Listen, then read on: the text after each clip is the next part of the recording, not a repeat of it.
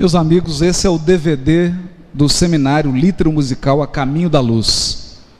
Um projeto que nós fizemos do SER em parceria com a Aliança Municipal Espírita de Nova Lima. E pela primeira vez a gente quis fazer algo que fosse diferente. Um seminário em que não fosse apenas a palavra, mas as músicas foram compostas para o seminário, músicos profissionais, cantores profissionais, há uma peça de teatro, então mistura música com teatro, declamação de poesias do livro Parnaso de Além Túmulo, todas voltadas para a temática do livro A Caminho da Luz. Um seminário durou 3 horas e transformou-se nesse produto que a gente acredita que é um presente de Natal e é uma nova forma também de aguçar a sensibilidade, a gente experimentar a poesia psicografada pelo Chico, o conteúdo da obra, música, teatro, e sensibilizar a nossa alma para esse patrimônio maravilhoso que é a doutrina espírita. Essa foi a forma que a gente encontrou. O DVD chegou, né? Está aí disponível, quem quiser adquirir, e é um ótimo presente para a cidade de Natal. O nosso querido irmão e amigo Orson também trouxe um presente, é um livro dele, um livro dos Espíritos, um Evangelho, está em alguma cadeira, alguém possivelmente deve ter sentado em cima. Se você sentou em cima, você é o felizardo, o presenteado, é o que ganhou o brinde, né? Quem foi? Ah, pois bem, então... é a sorteada, né?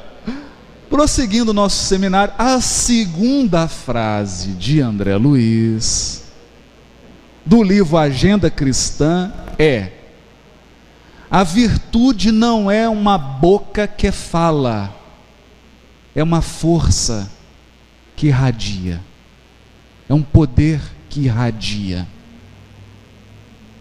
Então, o que nós estamos buscando com o estudo do Evangelho não é ser um papagaio que repete falas de Jesus. Nós estamos em busca de um poder espiritual que vai se irradiar de nós. Porque uma coisa é você ouvir sobre humildade, outra coisa é você estar ao lado de uma pessoa humilde. Uma coisa é você ouvir um discurso sobre amor, outra coisa é você receber um abraço de alguém que te ama. É diferente. Porque o bom da virtude é quando você pode experimentá-la. E o sonho de Jesus é que nós nos transformemos em cartas vivas do Evangelho do Cristo. Cartas vivas. É chegar aquele dia em que as pessoas vão poder ler o Evangelho em nós. Em nós. Mas falando sobre a interpretação, no capítulo 1 nós citamos um livro de um grande pesquisador chamado Kenneth Bailey. O Kenneth Bailey foi para o Oriente Médio, especificamente para algumas aldeias de Israel, e morou 30 anos na região. 30 anos, com o objetivo de pesquisar aspectos da cultura para entender melhor o Evangelho. Porque ele sabia que Jesus nasceu no seio do povo hebreu há 2000 anos atrás, numa cultura que é diferente da nossa.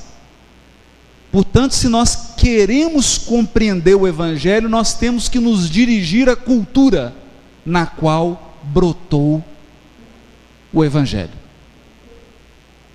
É preciso entender os elementos daquela língua, daquela cultura.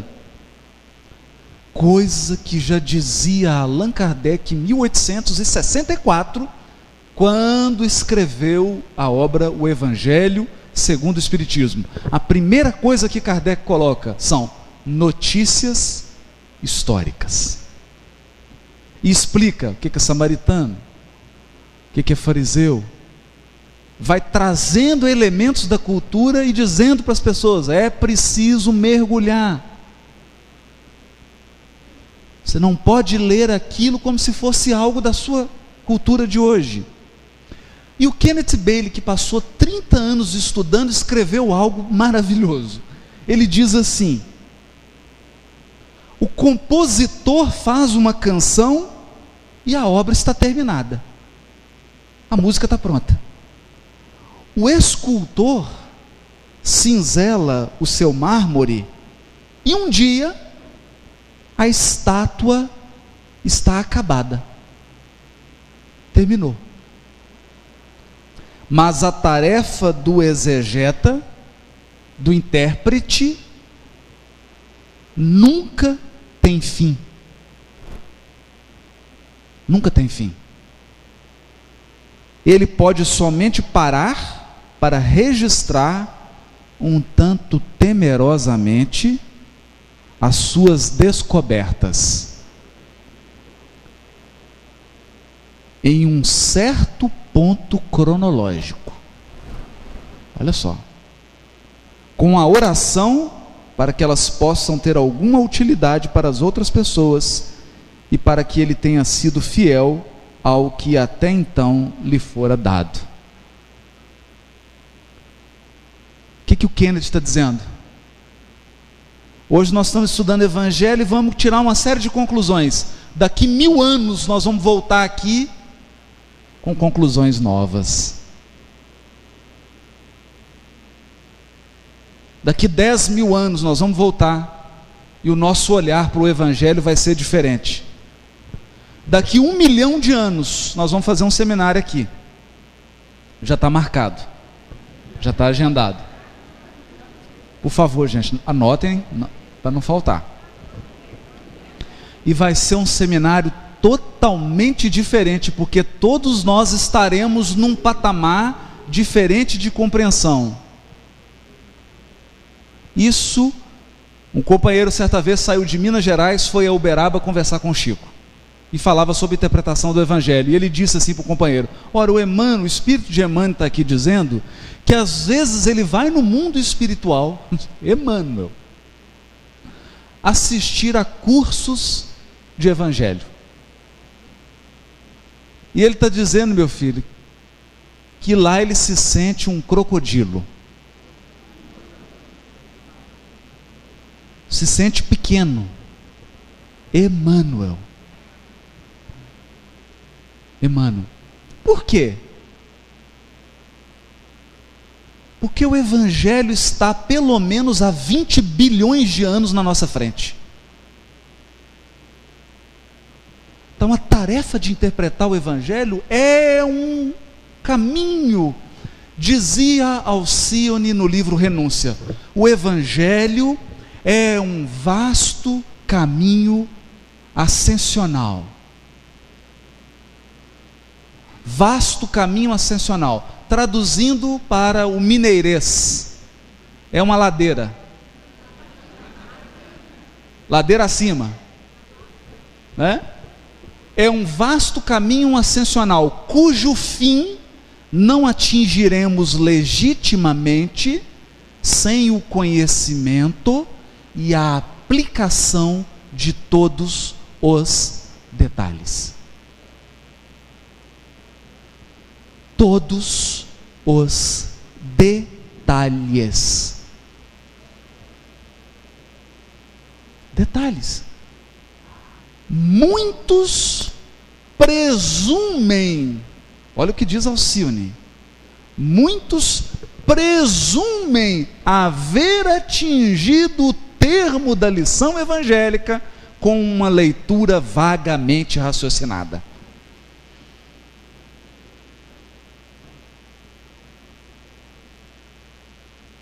Vagamente raciocinada. Isso nos faz lembrar o Chico. Outra vez o companheiro foi visitar e chegou: Chico, ô Chico, o que tem de novo? O Chico: o Evangelho, meu filho. O que tem de novo, né? O Evangelho. E certa vez um grupo o procurou, falando: Chico, nós estudamos e chegamos a uma conclusão: o Evangelho segundo o Espiritismo está ultrapassado. Já está ultrapassado, uma obra antiga. O Chico falou assim: olha, o Espírito de Emmanuel está aqui e pede para dizer a vocês que o Evangelho segundo o Espiritismo só vai ficar ultrapassado o dia em que toda a humanidade colocá-lo em prática.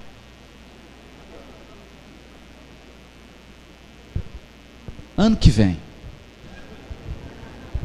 2012, é a nossa esperança. Todos os 8 bilhões de habitantes da Terra humildes. Todos os habitantes do planeta Terra perdoando um ao outro. Todos os encarnados se reconciliando. Todo mundo amando o trabalho e amando servir o próximo. Nesse dia, o Evangelho segundo o Espiritismo vai ficar ultrapassado.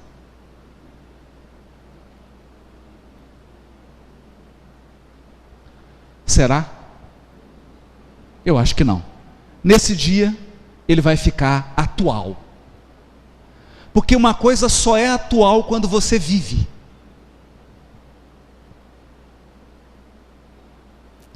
Só é atual quando você vive. E os espíritos verdadeiramente evangelizados atualizam o Evangelho todo dia na sua conduta. A tarefa é essa. Não é apenas entender o que diz essa passagem. A pergunta não é o que significa essa parábola. A pergunta é o que essa parábola quer me ensinar.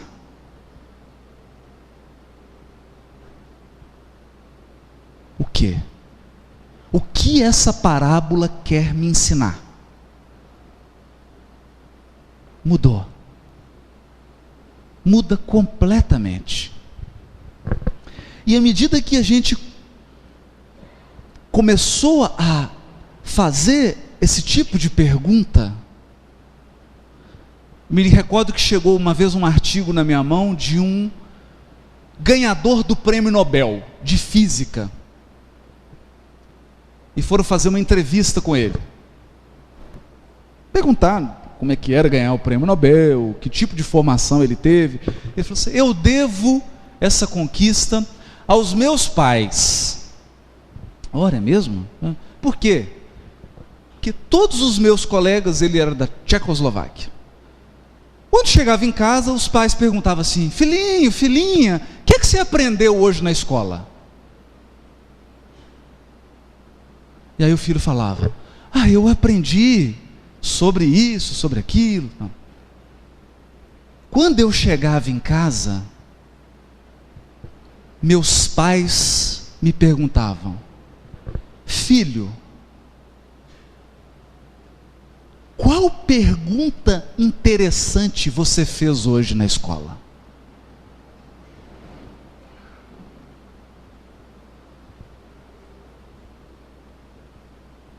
Percebe? Então, depois que eu li isso é velho, isso é antigo. Sócrates já dizia isso. Só sei que nada sei.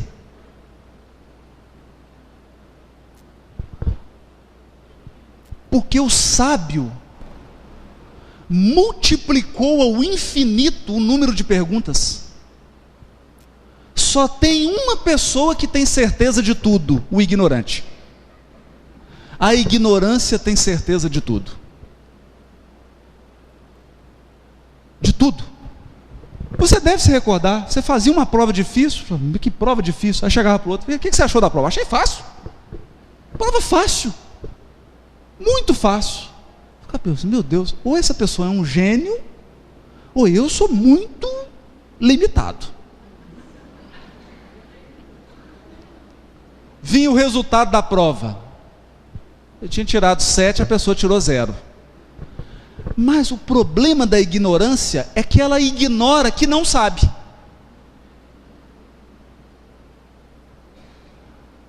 O problema da ignorância é que ela ignora a própria ignorância. Então, estudar o Evangelho é cada vez mais fazer perguntas mais profundas. Eu vou dar um exemplo prático, para ilustrar, que nós vamos falar isso no livro, mas aqui a gente está selecionando apenas alguns aspectos relevantes do livro.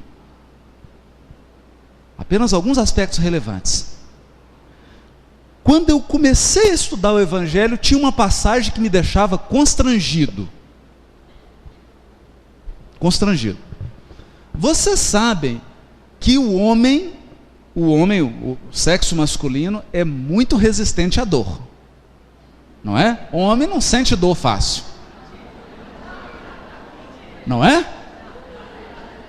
Não tem isso. É resistente. Resistente. Há uma dorzinha de cabeça, ele já pede para ser internado. E eu cheguei com essa bagagem.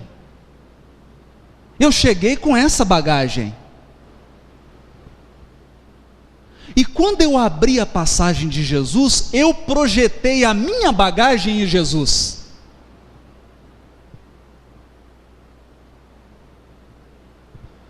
Porque se tem uma coisa boa, quando você é jovem assim, né? É que a gente não tem muita noção da tolice. Depois a gente vai ficando mais velho e fala assim, meu Deus, eu realmente sou muito tolo. Mas quando você é jovem, você não tem. Então eu imaginava que Jesus era como eu. Jesus era como eu. Não, Jesus é como eu. Ele é igual a mim. Eu ainda não tinha noção que ele está só uns 20 bilhões de anos na frente. Então o que eu imaginava? Que Jesus tinha medo de dor. Tinha medo de desencarnar. Entende? Tinha medo de desencarnar. Então o que eu projetava em Jesus? O meu medo. Então eu pensava, Jesus é igual a mim, eu sou igual a Jesus? Eu só não entendia porque que eu estava aqui e ele lá. Depois eu viria a entender isso. Então o que eu imaginava? Ele sentiu medo da cruz. Ele sentiu medo de morrer. E quando ele foi crucificado, ele estava com tanto medo. Era um homem, mas não era uma mulher. A mulher está acostumada a sentir dor. Que ele começou a dizer, pai, por que você me abandonou?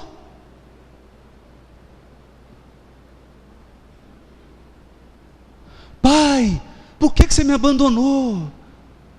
Eu estou me sentindo sozinho, eu estou desamparado, eu estou desesperado, eu estou com medo de morrer, o prego está doendo. Era isso que eu conseguia ver na passagem. Eu só conseguia ver na passagem o meu rosto. Isso aconteceu comigo, eu estou só narrando a minha experiência, não estou dizendo, pode ser que aconteça com você também. Mas eu já vi acontecer isso com outras pessoas. Ela abre o Evangelho e ela só vê ela. Ela não consegue ver Jesus. Ela só consegue ver nas páginas do Evangelho um reflexo dela mesma.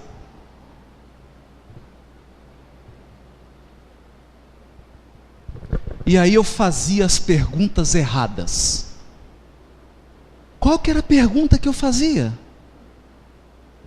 Por que que Jesus desesperou na cruz?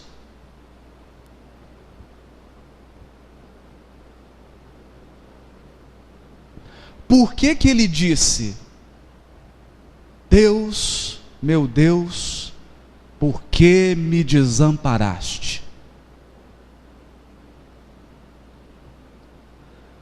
E aí a gente começa a estudar o Evangelho.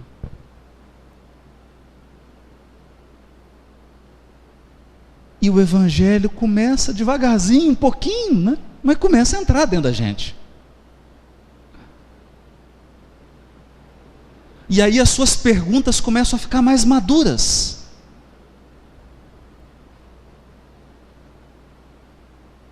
Você começa a fazer as perguntas mais profundas. E você começa a fazer mais perguntas. Porque a sabedoria é a quantidade de perguntas que você é capaz de fazer. Isso é sabedoria. Querem ver? Querem ver? Você coloca de um lado uma pessoa que tem experiência com o comércio e do outro lado a pessoa que não tem. O que não tem experiência, nunca trabalhou com comércio, ele fala assim: ó, vou montar um negócio. Ah, vai montar um negócio. Eu vou vender doce.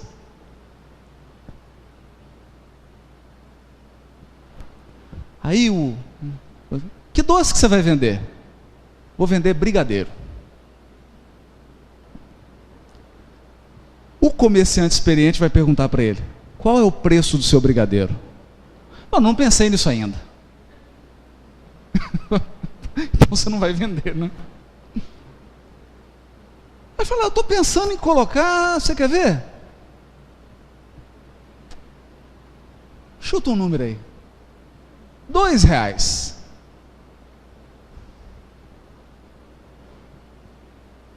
Aí o experiente pergunta para ele assim: quanto custa cada brigadeiro que você faz?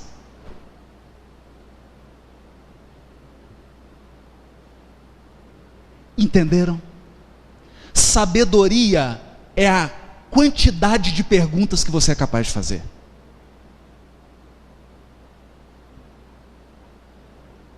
Quanto mais experiência, mais você descobre que não sabe.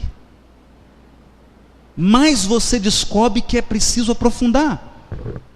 Então eu fui caminhando, e aí eu fui capaz de fazer uma pergunta, eureka. Eu fui capaz de fazer uma pergunta profunda. Essa frase, meu Deus, por que me desamparaste?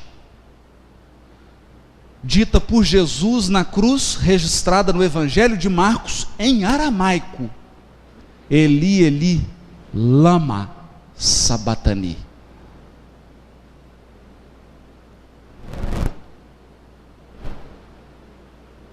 Qual pergunta eu fiz? Essa frase é de Jesus ou ele está citando alguém?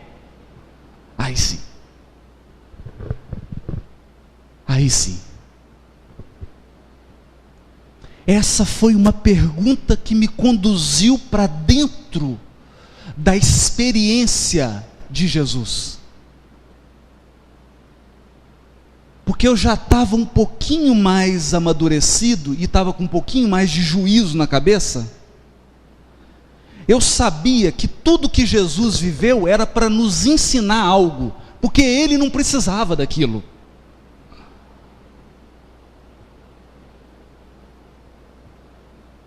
Um Cristo não precisa encarnar.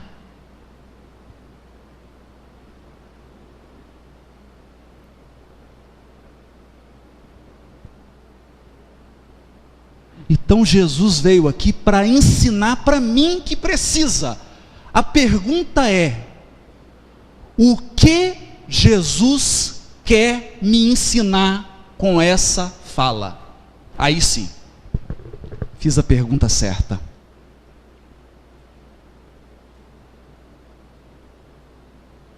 Porque antes eu estava na pergunta errada.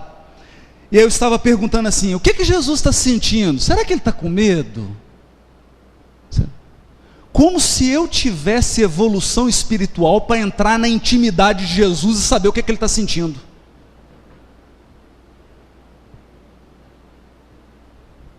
Eu não consigo fazer isso nem com a minha mulher, nem com meu filho. Eu não consigo entrar na intimidade e saber o que que ele está sentindo. Você convive 50 anos com a pessoa para descobrir que você não conhece ela. Como que eu posso presumir que eu tenho capacidade de entrar na intimidade de Jesus e saber o que ele está sentindo? Não era essa a pergunta. A pergunta era outra. A pergunta era do lado de cá. Era daqui. Eu tinha que perguntar: mestre, o que que você está querendo me ensinar com isso?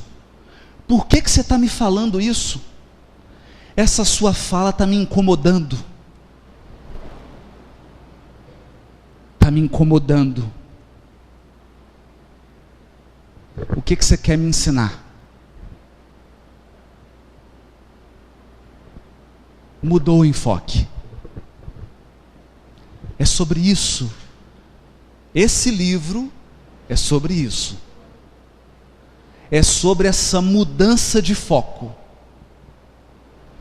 É sobre você perguntar: o que que essa passagem quer me ensinar? E daí fazer as perguntas mais profundas.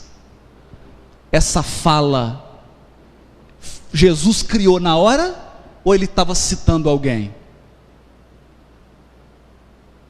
Ele estava citando alguém. Hã? Sim. Jesus estava citando um livro que foi escrito 900 anos antes dele.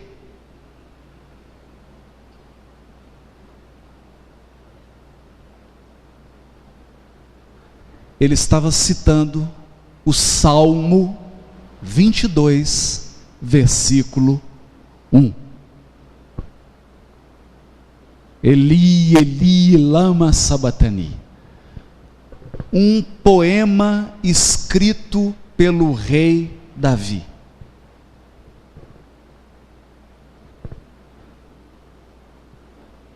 Mudou. Diante dessa passagem agora, eu comecei a entender por que que Jesus pegou uma criancinha e falou para os apóstolos assim: se você não se fizer como uma criancinha, de modo nenhum entrareis no reino dos céus.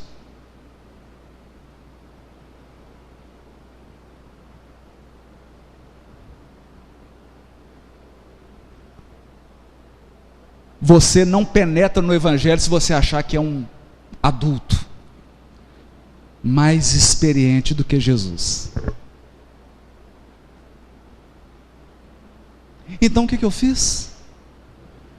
Coloquei meu uniforme, peguei minha merendeira e falei: agora eu sou criancinha na escola primária. Me ensina, mestre. Me ensina. Eu sou criancinha, eu quero aprender. Eu sou igual criança, eu estou cheio de curiosidade, eu quero aprender. Me ensina. Eu esvaziei. Meu copo estava vazio.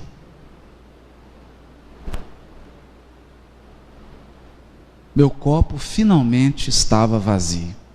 E aí?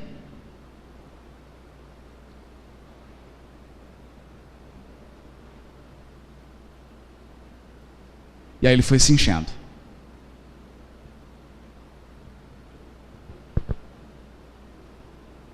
Próxima pergunta.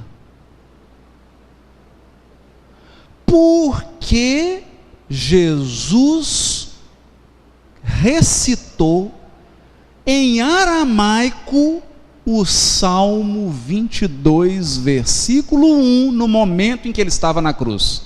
Por quê? Essa era a pergunta. Por quê? O Evangelho é um vasto caminho ascensional. E eu sentia que pela primeira vez eu estava começando a subir. Pela primeira vez eu estava começando a andar para frente. Por quê? Porque eu estava sendo capaz de fazer perguntas instigantes, profundas. Por que ele está recitando um salmo? O que ele quer me dizer com isso? Bom, tive que dar uma pausa. O que é salmo?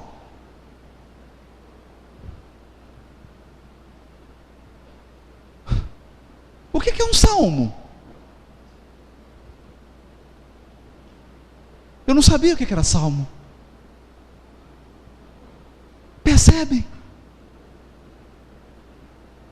Então, fui estudar. E eu descobri que Davi construiu um templo e ele tinha um coral. Os músicos.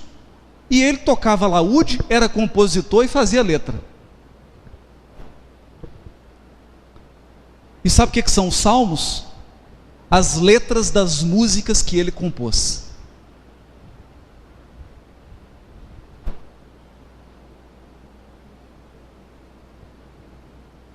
Então, eles iam para o templo, o rei ia para o culto, ia para o seminário, igual a gente está aqui, né? O coral se apresentava.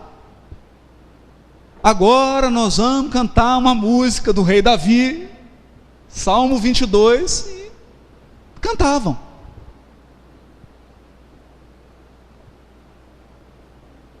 E na época de Jesus, havia 900 anos que o povo hebreu cantava essa música.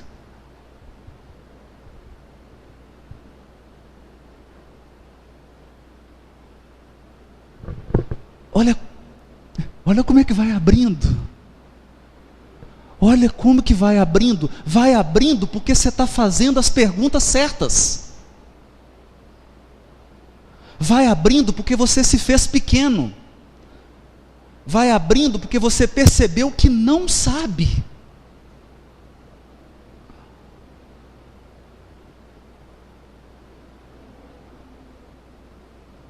E aí veio uma pergunta. Naquele momento eu comecei, se ele recitou em aramaico, é uma letra de música, ele cantou a primeira frase de uma música na cruz.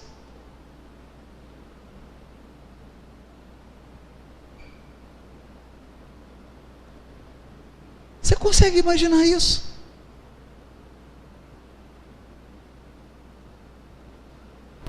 Jesus sai na cruz e começa a cantar uma música.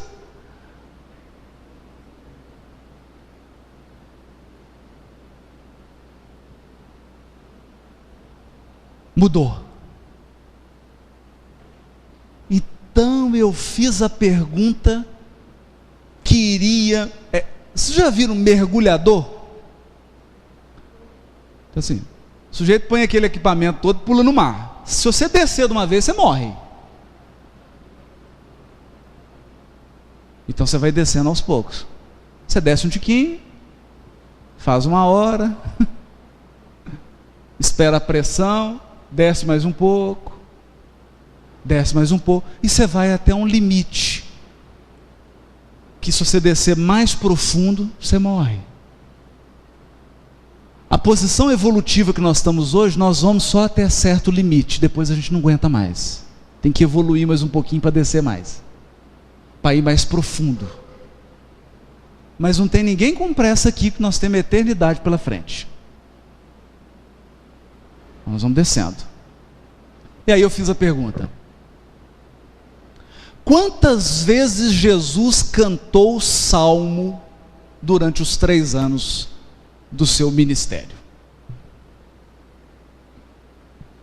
Será que foi só nessa vez?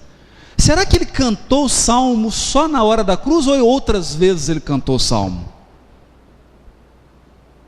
Pergunta intrigante. E aí tinha que examinar os 4 evangelhos de ponta a ponta para catalogar todas as vezes que Jesus cantou salmo. Trabalho braçal.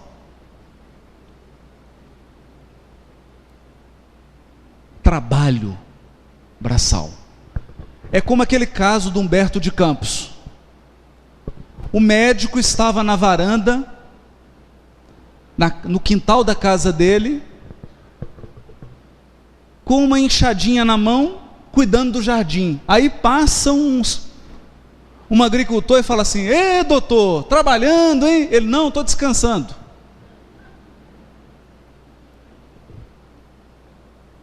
O lavrador ficou sem entender. E foi. Quando ele voltou de tarde, o médico estava na varanda com um livro de medicina de 3.000 páginas lendo. Aí ele falou: "Ô, doutor, descansando, né?" Ele falou: "Não, agora eu estou trabalhando."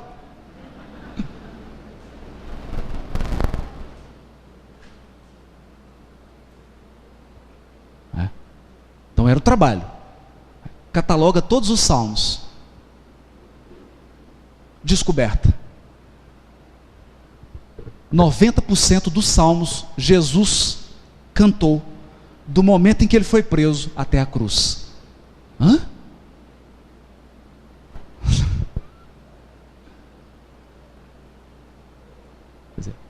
Quer dizer, não foi preso, um pouquinho antes, né? Só na ceia, na chamada Santa Ceia, eles cantaram 13 salmos. Já pensou, coral? 13 músicas antes de comer. 13. Tá dando para perceber? Peraí. Então, do momento em que ele falou que ia ser crucificado, da ceia, da prisão até a cruz, aproximadamente 30 salmos. Bom, agora nós já temos condições de fazer outras perguntas. Que salmos são esses? Por que esses? Nós temos 100 e tantos salmos. Por que esses? Por que 15, 16, 17? Por que esses? O que esse Salmo 22 significa? Por que ele cantou essa música? Percebe? Isso é extrair o espírito da letra. Isso é estudar. Isso é estudar.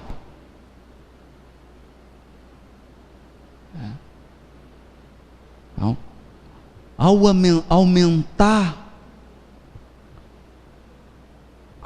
aumentar essa percepção, ao fazer mais perguntas, nós vamos dar 3 dicas aqui, que são fundamentais. Em todo o ensino de Jesus, há pelo menos 3 aspectos. 3. E você precisa de sensibilidade espiritual para perceber. Eu vou dar um exemplo aqui que vai ser interessante, porque essa é uma região, aqui é bom, né? É bom falar disso. Vocês já viram um provador de café?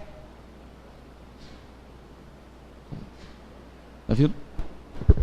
Você coloca 50 potes com café.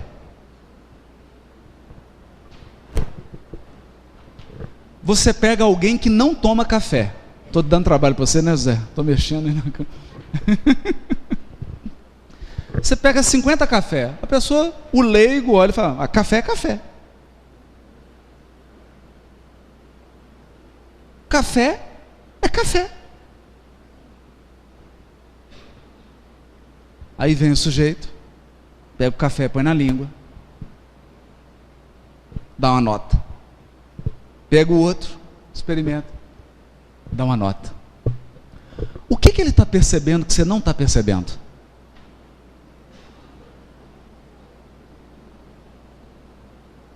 O quê? O que ele está captando que você não é capaz de captar? Ele desenvolveu sensibilidades que você precisa desenvolver. Do Evangelho também.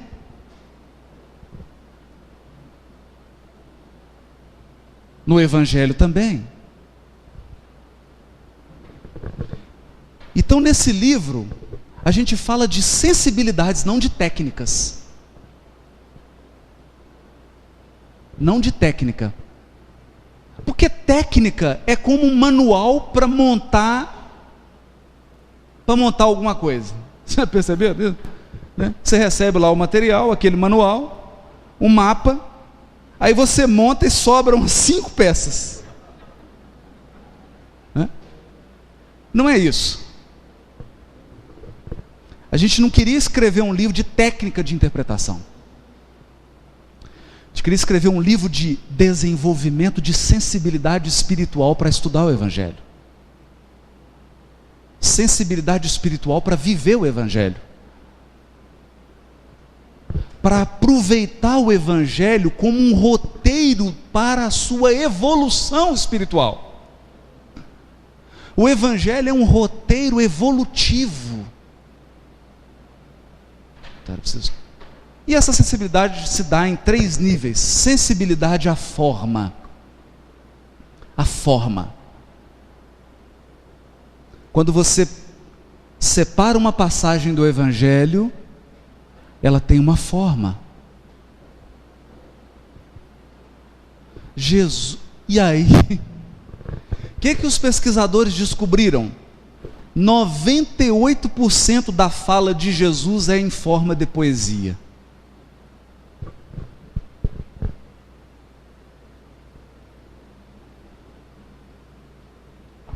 É assustador.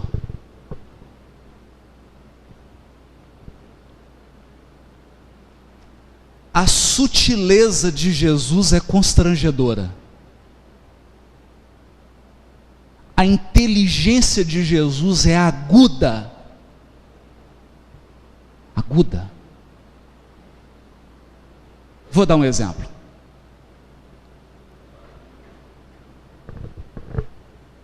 Estão vendo esse quadro? Zaqueu, no sicômoro.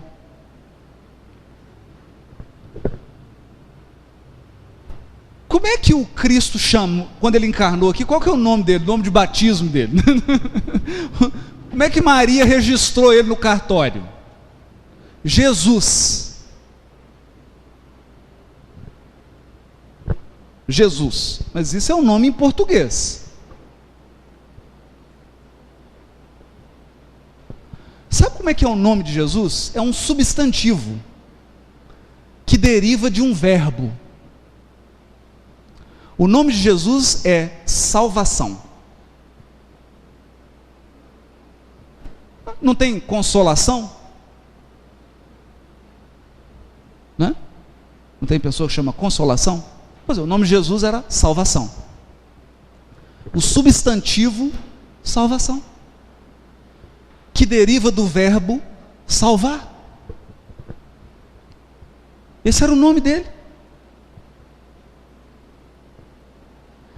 Quando ele encontra com Zaqueu, Zaqueu era fiscal de tributos da Receita Federal. No caso, a Receita Federal era o Império Romano. E ele arrecadava os impostos. Na época de Jesus, eu não estou dizendo hoje, os fiscais costumavam cobrar propina, naquela época. E a população não gostava dos fiscais.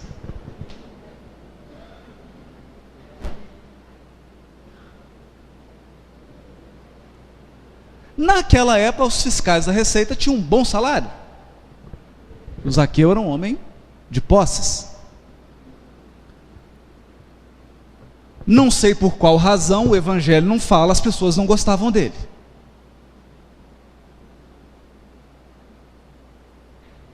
achava que o patrimônio que ele tinha era fruto assim de um excesso de arrecadação. É isso. Essa é a história de Zaqueu. Pois Jesus está andando com os apóstolos, esse homem sobe numa árvore e começa a gritar. Chama, né? Não, ele não chama, fica calado para ver Jesus. Jesus para e fala para ele: Zaqueu, desce da árvore, porque hoje eu vou almoçar na sua casa.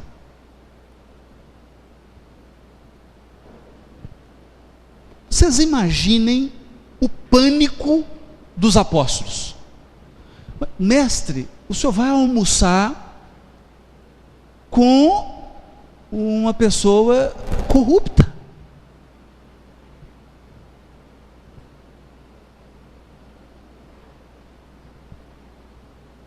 Esse homem, dizem que ele cobra propina. O senhor vai almoçar com ele, o senhor vai entrar na casa dele. Esse homem é um homem de má vida. E o senhor vai conviver com pessoas que erram? Você imagina, né? É engraçado isso, né? Porque quem fala isso acha que não erra. Não é mesmo? Só o outro erra. Mas só vai conviver com ele? Nós vamos. E Jesus entra na casa de Zaqueu. O que deve ter passado pelos fariseus? Pronto, Jesus vai cobrar um percentual da propina. Está precisando implantar o evangelho, está precisando de recurso financeiro, está chamando um fiscal de tributo corrupto para poder ser o contador do colégio apostólico. Não é isso? É isso. É isso. Chamaram Jesus de ladrão, chamaram Jesus de mulherengo, falaram que ele estava assim, com um relacionamento mais estreito com Madalena. Bom, se falaram isso de Jesus, o que a gente deve esperar que falem de nós, né? E ele entrou. Olha a sutileza da passagem. Quando ele entra, Zaqueu fala assim: mestre, se eu tiver causado prejuízo a alguém, eu restituirei em dobro. Sabe aquela história de que a lei está na consciência? Bastou Jesus entrar, que a consciência de Zaqueu acordou. Acordou. Jesus não falou nada. Porque a virtude não é uma boca que fala. A virtude é um poder que irradia. A virtude de Jesus constrangeu Zaqueu.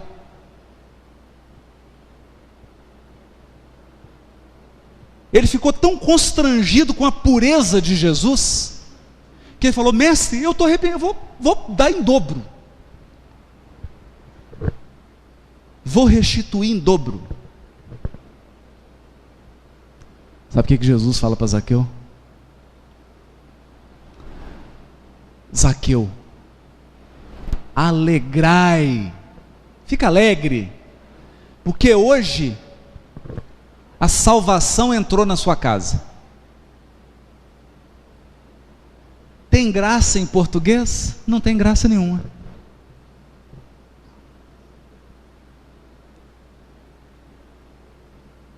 O que Jesus diz para Zaqueu? Zaqueu, fica alegre, porque hoje Jesus entrou na sua casa. É isso que ele disse. Jesus é a salvação ou é Jesus? Entenderam o trocadilho que Jesus fez?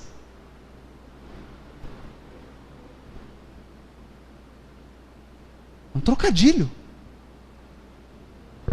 É um jogo de palavras, mas que só faz sentido se você volta para a língua de Jesus.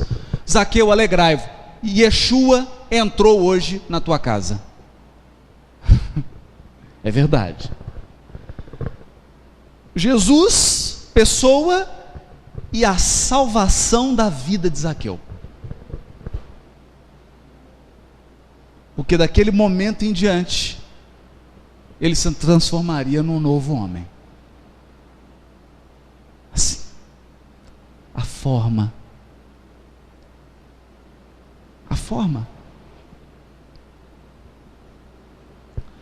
Um pesquisador francês iniciou uma pesquisa que está ainda virgem, está por ser feita. O que ele descobriu? Todas as falas de Jesus são em ritmo. Ele pegava a fala de Jesus, do grego, passa para a língua materna de Jesus, faz um reflexo, uma retradução, coloca em verso, porque tudo que Jesus fala é em forma de verso, de poesia. Olha os ritmos das sílabas tônicas e ele percebeu que Jesus fala em ritmo de 2, ritmo de 3, ritmo de 4 e ritmo de 5. O que esse pesquisador descobriu? Quando Jesus quer advertir, ele usa um ritmo. Quando ele quer consolar, ele usa outro.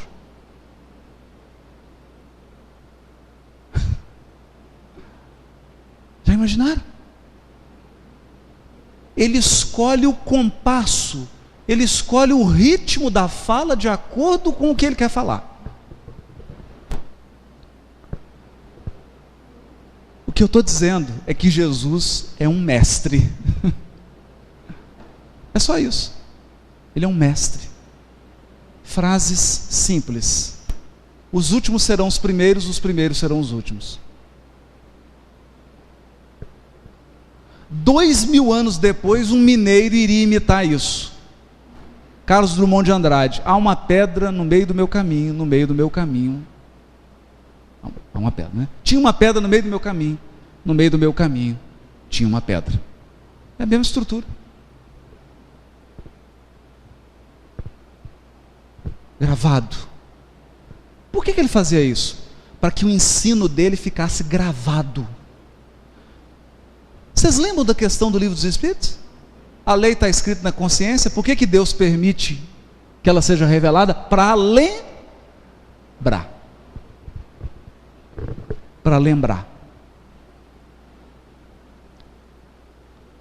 Para lembrar. Querem ver? Vós sois o sal da terra. Se o sal for sem sabor, com que havereis de salgar? Até em português o ritmo é de poesia. Vós sois o sal da terra. Se o sal for insípido, com que salgareis? Vós sois a luz do mundo. Não se esconde uma cidade erguida sobre um monte. Está em poesia. A forma. Nós vamos voltar nisso. Material. Da onde que Jesus tirava elementos para compor o seu ensino?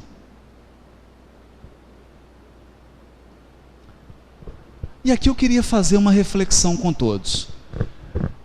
Jesus era um Cristo. Diz Emmanuel que dirigindo o sistema solar há uma pleiade, uma comunidade de Cristos. Em entrevista ao professor Herculano Pires no livro O Espírito e o Tempo, o Chico dá a entender que esses Cristos se reúnem no Sol.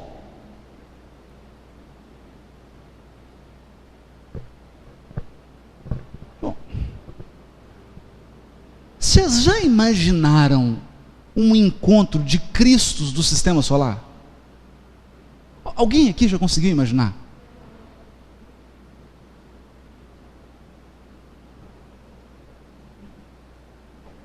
Uma reunião de Cristos.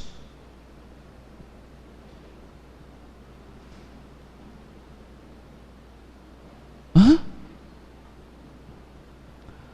Sabe o que o Chico disse para o professor Herculano Pires?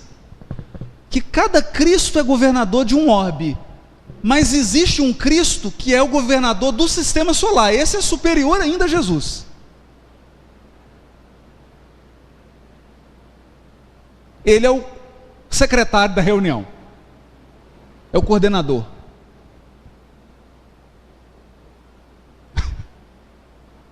Vocês conseguem imaginar? Lá. Aí Jesus vem até aqui. Da onde que ele tirava material para ensinar? Do cotidiano, da vida, do dia a dia. Por que ele não falou coisas mirabolantes? Entendeu? Comecei a fazer essas perguntas. Porque às vezes a gente vê pessoas ansiosas. Nós estávamos num seminário, um amigo procurou, falou: Haroldo, queria conversar um negócio com você, rapaz, sobre o que você estudou dos 7 corpos sobre o 7º. Eu olhei para ele assim: não, você está de brincadeira. Não, falei: amigo, eu estou numa viagem de 1000 quilômetros. Eu andei 10 quilômetros. Você está querendo me perguntar qual que é a paisagem do quilômetro 900?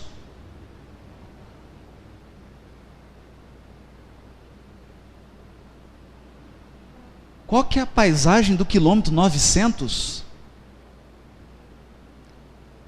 Eu não sei ainda nem sobre perispírito direito, nós não sabemos nada sobre perispírito. Nós sabemos 1 centímetro sobre perispírito, 1 milímetro sobre perispírito.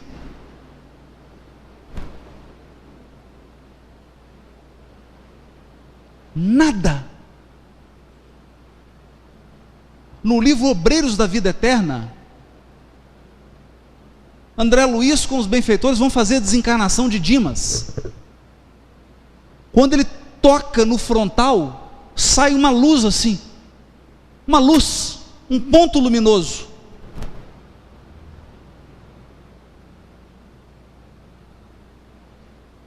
Quando ele toca na região aqui do gástrico, sai uma substância leitosa e forma o corpo espiritual.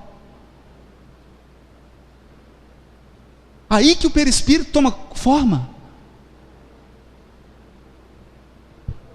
Aí você vai me perguntar: mas o que é essa luz? Não sei, ele não fala.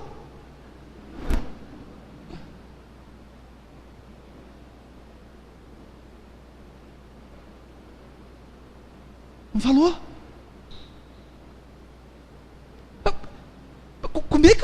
Como é que saiu uma substância leitosa e formou o perispírito? Eu não sei.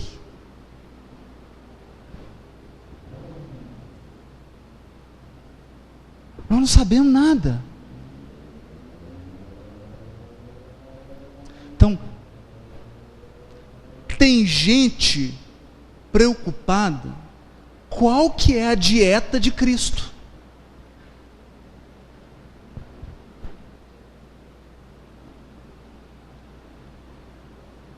Esquecendo que ele tem problemas mais sérios para resolver na encarnação dele. Porque senão ele não estaria encarnado.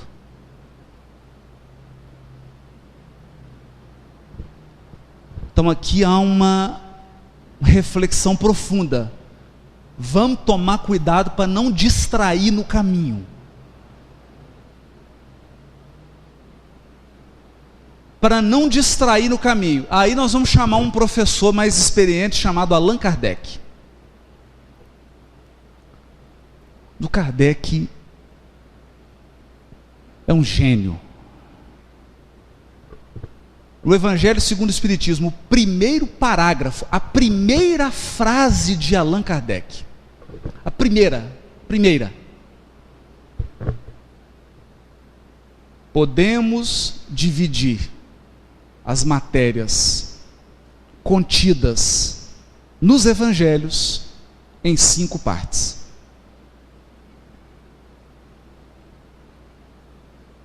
Os milagres, as predições, os fatos extraordinários, as palavras que serviram como dogma e o ensino moral.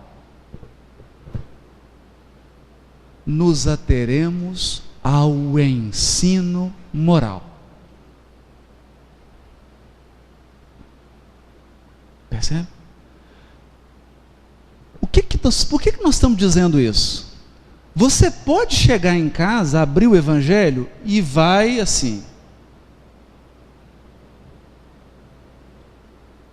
Jesus caminha sobre as águas.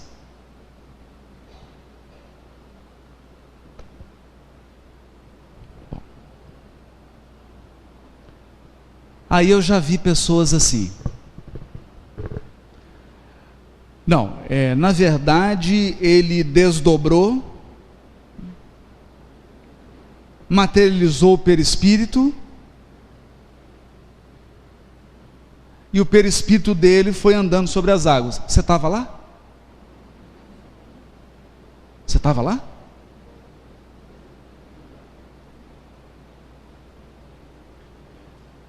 Você tirou fotografia? Você filmou com o iPhone? Filmou? Não? Não. Então, com base em que você está fazendo essa suposição?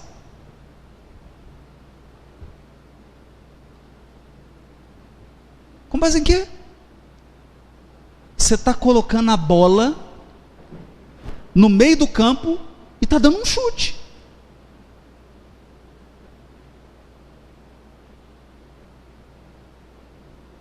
É isso que você está fazendo. Eu já li em obra de espírita. Não. Na verdade, ele usou o magnetismo. Escuta, a teoria. Ele usou o magnetismo para concentrar o sal, aumentar a densidade da água, porque aí ele não afunda. Você provou a água? Você tem aí uma amostra da água? Para eu fazer um exame laboratorial e saber a quantidade de sal que tem nela?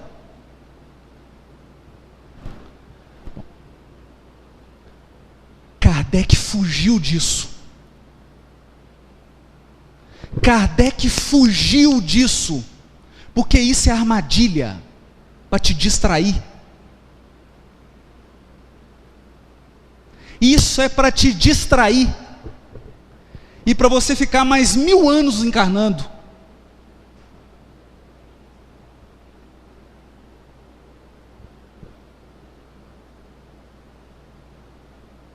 Mil anos para você ficar dormindo no corpo físico.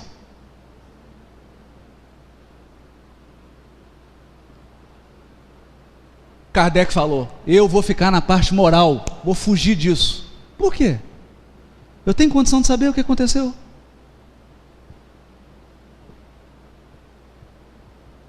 Aí o sujeito vai estudar transfiguração de Jesus.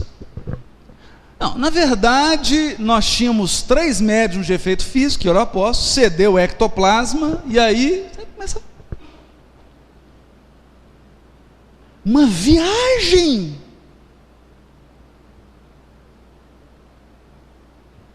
Qual é a pergunta a ser feita?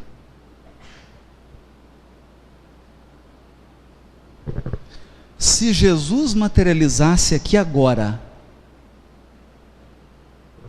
desse uma aula de fluido cósmico e explicasse como que ele reconstruiu o corpo dos 10 leprosos que ele curou,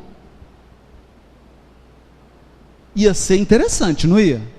demais, sobretudo os que fazem medicina, tem médico aqui, ia ser muito interessante. A pergunta é, depois que Jesus desse a aula, essa aula tornaria você um espírito melhor e em condições de acompanhar Jesus? Não.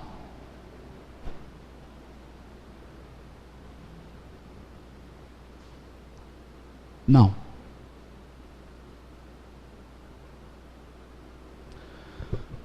Se Jesus desse uma aula, o que ele fez para andar sobre a água? Sabe o que ia acontecer? Você ia ser capaz de andar sobre a água.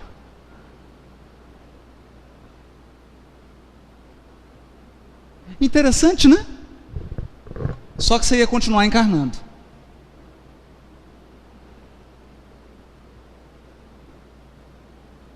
Perceberam, gente? Perceberam? Isso é tão irônico, isso é tão constrangedor, que me lembra de um caso acontecido em Nova York.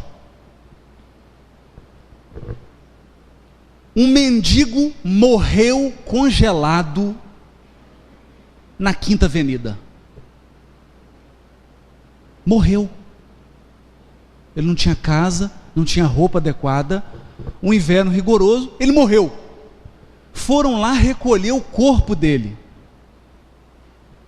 No meio das coisinhas dele, tinha um calhamaço de papel, cheio de escritos.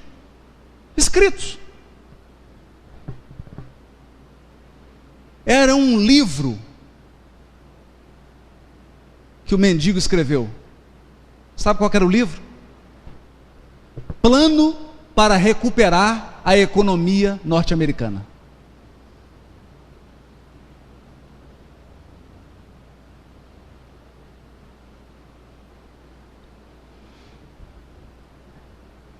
É tragicômico. Porque bastava ele ter escrito uma página assim: plano para recuperar a minha vida financeira.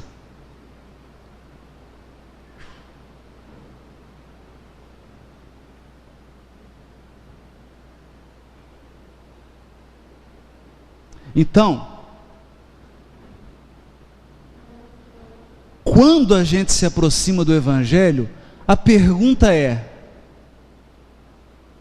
se eu quiser avançar espiritualmente, o que eu tenho que aprender com a passagem da multiplicação dos pães?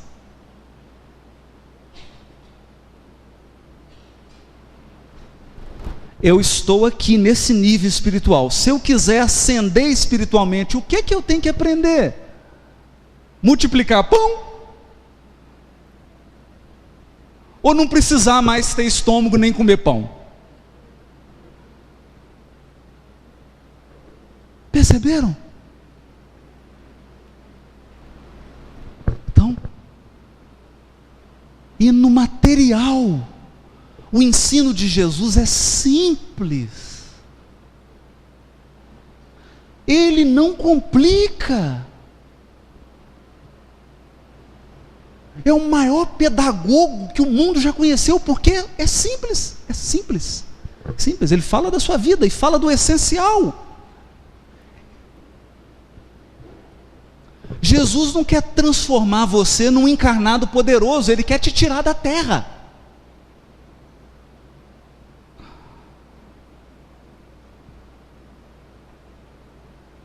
Ele quer que você transcenda.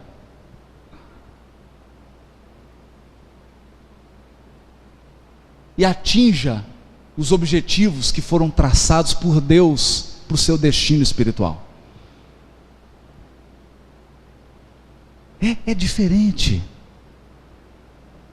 Quando eu estou querendo evoluir, quando eu estou querendo me iluminar espiritualmente, eu não estou preocupado como que Jesus multiplicou o pão. Eu estou preocupado em por que ele multiplicou os pães.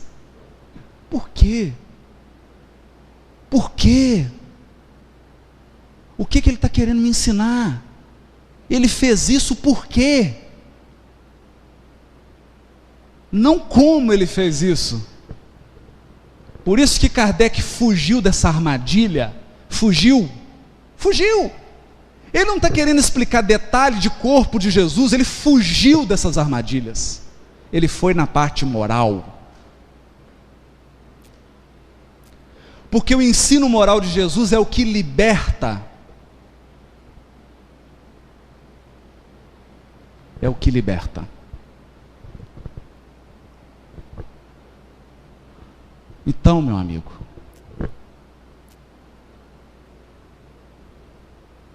se você evangelizar a tua alma, você vai ser conduzido para uma esfera tão superior.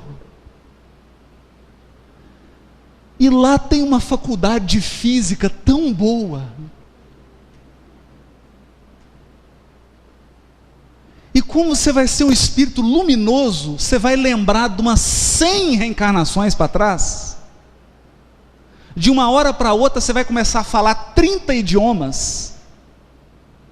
Tudo que você já estudou nos últimos 10.000 anos, você vai lembrar. E aí você vai fazer um curso intensivo de física, lá nas esferas superiores. Em 1 ano, você vai aprender isso tudo. Porque o difícil não é isso. O difícil não é aprender o que Jesus fez para multiplicar o pão. Sabe o que é difícil? Dividir o pão com o semelhante. Porque sabe por que ele multiplicou? Os apóstolos viajaram com Jesus. Pessoa viaja, ela pode esquecer tudo. Eu nunca vi pessoa esquecer comida. Nunca vi. Os apóstolos guardaram o pãozinho, calcularam direitinho, aqueles pães grandes, tudo certinho, os peixes guardaram. Bom, Jesus vai falar, o seminário dele é longo, não é tão longo quanto esse aqui, né? Mas é longo. No final vai dar fome. Vai estar uma multidão, a gente espera a multidão ir embora, abre a cesta, porque o pão não dá para todo mundo. Perceberam? Então, Jesus acabou de falar, um deve ter piscado para o outro, falou, esperar a multidão ir embora, que não tem pão para todo mundo não.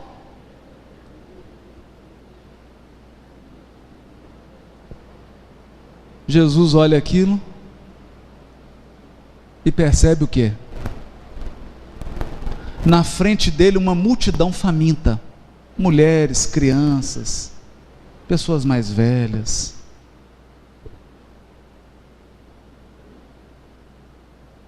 Qual que era a preocupação de Jesus? Se ele ia comer? Não.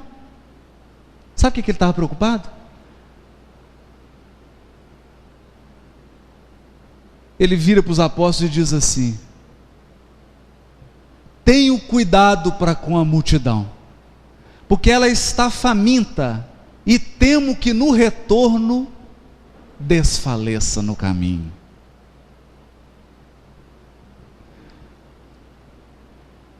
Aí Simão Pedro deve ter arrastado a cestinha de pão assim com a perna para o canto. Mestre, não tem pão para alimentar essa multidão. Esconde isso. Esconde. Não tem pão, mestre. Multidão grande. Porque o que adianta Deus te dar poder de multiplicar coisas materiais se você continuar egoísta?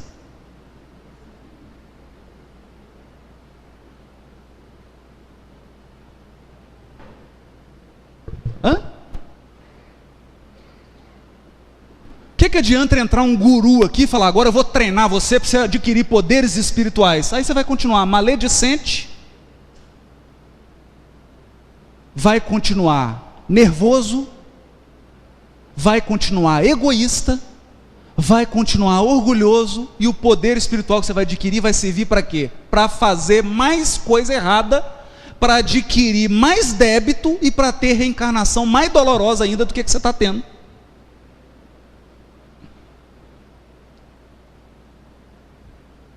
Porque com os poderes que nós temos, nós já estamos fazendo tudo isso de errado. Imagina se o Criador nos der mais poder ainda.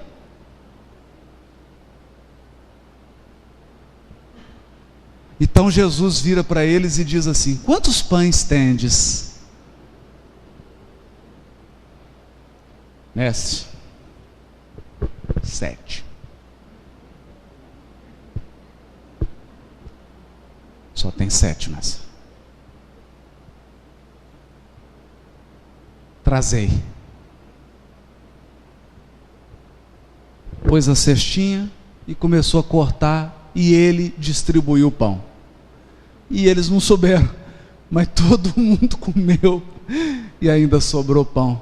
Sabe por quê, gente? Porque a generosidade sempre multiplica e o egoísmo sempre subtrai.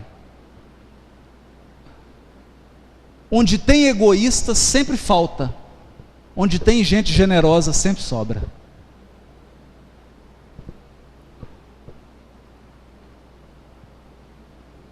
Que lição! Que lição que Jesus estava dizendo para ele? Me dá só um pouquinho que eu multiplico. Ah, tem pouco trabalhador aqui no Francisco de Assis? Tem pouco? Não tem problema. Vem um pouquinho que eu multiplico. Jesus precisa de um coração que ama só para incendiar às vezes 2, 3, 10 cidades. Um coração que ama. Basta um. Agora, para destruir, você precisa de uma multidão. Se eu falar assim, eu vou entrar em Rio Preto, agora nós vamos matar todo mundo, você precisa de um exército. Precisa de soldado, avião, tanque, um exército. Para destruir, nós precisamos de uma multidão. Para construir, basta às vezes um que ama. E ele multiplica. Será que não é essa a lição que nós temos que aprender? Será que não é essa? Será que não é essa? Dr. Bezerra de Menezes, na sede da Federação Espírita Brasileira, passou uma receita homeopática. A senhora pegou a receita? Ô, doutor Bezerra, ô minha filha, está aí a sua receita. Você está entendendo qual remédio que é? Eu entendendo, eu até estou, sabe, doutor? Eu não tenho o dinheiro para comprar o remédio. Não, o doutor Bezerra também não tinha.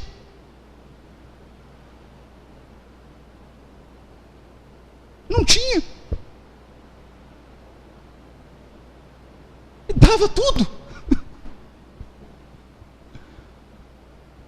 O enterro do Bezerra de Menezes foi pago para os amigos. E não tinha dinheiro para fazer o enterro dele.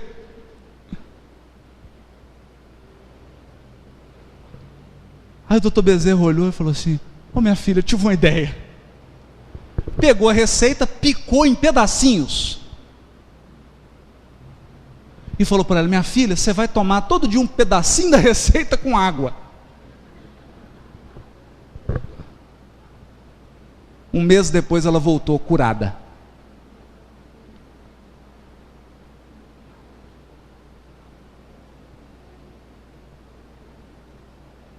Aí talvez você pense assim: puxa vida, que poder, hein? Não, que generosidade.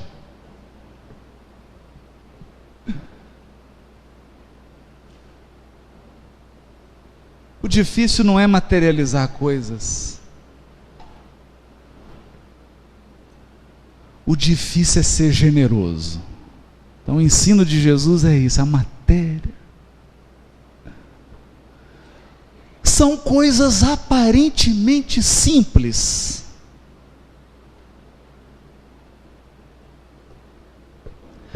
O perdão é a coisa mais simples do mundo, quando o ofendido não é você.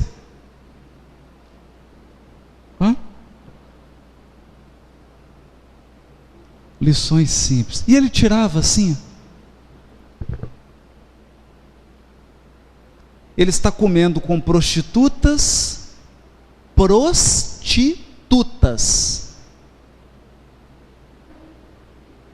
Jesus estava sentado numa mesa, cercado de prostitutas. Vocês imaginam o que os religiosos falaram?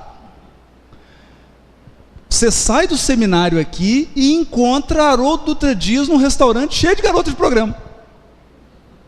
Fala, meu Deus, mas esse que é o expositor? Esse é que é o mestre?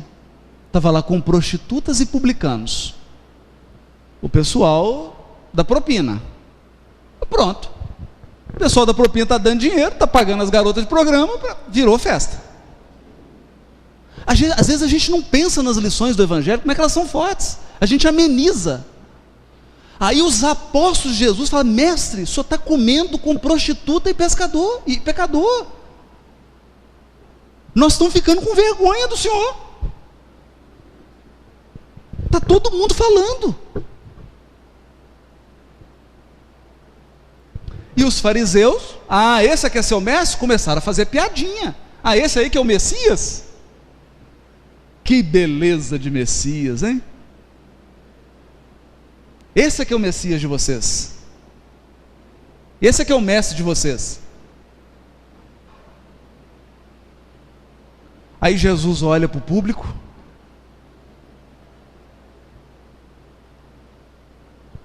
Percebeu que naquele público tinham patriarcas, pais de família, homens tradicionais, aquele patriarcalismo mesmo da sociedade hebraica. Naquela época o pai podia matar o filho. Ele era o rei dentro da casa. Olha para os patriarcas, olha para os agricultores e olha para as mulheres. E conta 3 parábolas. Uma para os patriarcas, uma para os pastores de ovelha e outra para as mulheres. E ele começa pelas mulheres. E ele diz assim: uma mulher perdeu uma dracma. E aí varreu a casa, acendeu a luz, ficou a noite inteira até achar a dracma. Sabe quanto que vale uma dracma? 5 centavos. A gente estudava num grupo, aí teve uma senhora que falou assim, é coisa de mulher mesmo, né? Entendeu? Aí 5 centavos, cadê? Será que é isso? Não, não é isso. Por que Jesus contou a parábola da dracma? Dracma, moedinha, sem valor. Por que essa mulher passou a noite varrendo a casa, iluminando para achar uma moedinha? Sabe por quê? Sabe o que as mulheres faziam com essas moedinhas? Colares. Colares. Você já viu uma mulher usando um colar, faltando pedaço? Eu nunca vi.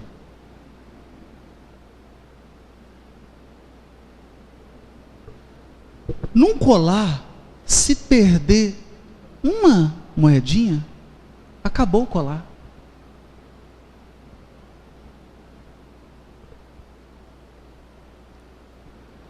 As mulheres entenderam Jesus. O que ele estava dizendo? Deus tem trilhões de filhos, mas se ele perder um, acabou o colar dele. Esse um é você.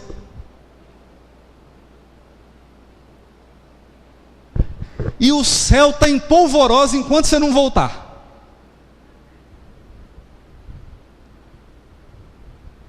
Porque sem você lá, não está completo.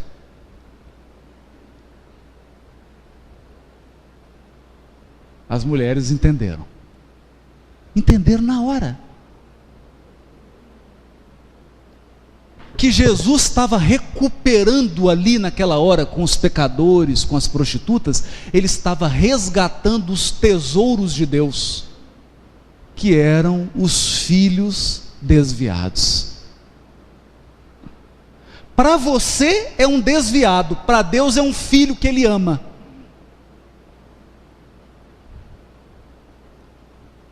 Para você é alguém que tem que ser castigado, para Deus é alguém que tem que ser recuperado. Diferente, né? Diferente. Aí ele olha para os pastores e diz assim: um homem tinha 100 ovelhas, uma se perdeu. O que ele fez? Deixou as 99 e foi buscar uma. Os pastores entenderam. Jesus deixou milhões de anjos lá nas esferas dos Cristos para buscar gente.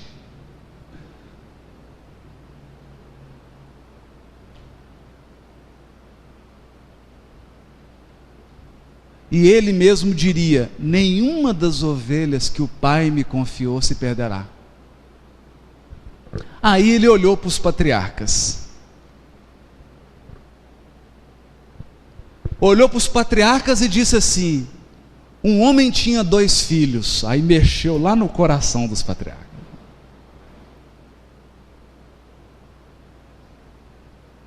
Aí tocou.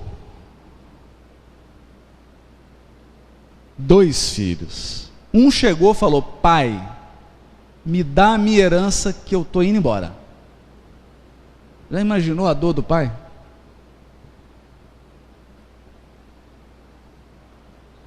Para um patriarca, ele só contava filho homem, só filho. O filho é o xodó do pai, porque é ele que vai ajudar, ele que vai dar continuidade nos negócios, ele que vai. Aí você chega um filho que quer ir embora. Aí Jesus mexeu com o coração daqueles puritanos religiosos.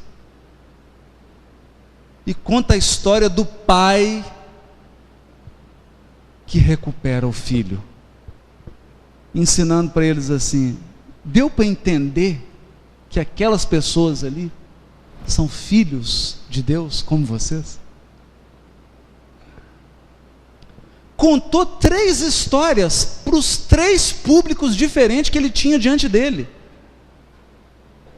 Mas o que ele fez? Ele falou de extraterrestre? Falou de chakra? Não. Falou de moeda, de ovelha, de filho. Falou do dia a dia. Falou a linguagem da pessoa. E o conteúdo? Qual que é o ensino de Jesus? Eu termino o seminário convidando todos a descobrirem, junto comigo, qual que é o conteúdo do ensino de Jesus. Porque o Evangelho é o olhar de um Cristo sobre Deus e sobre a vida. Nós não sabemos nada. Nada. Nada. Compete a cada um de nós ir buscar. Quando Jesus disse: vinde a mim, ele traçou um roteiro que vai durar bilhões de anos. E para mim vai ser uma alegria enorme caminhar juntos com todos vocês. Muito obrigado. Boa noite para todos.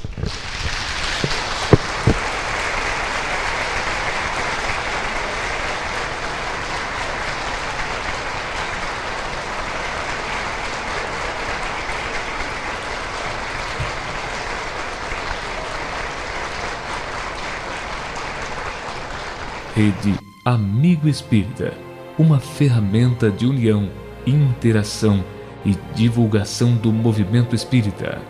Acessem www.amigoespírita.ning.com e confira nosso acervo disponível. Rede Amigo Espírita, divulgando, instruindo e unificando.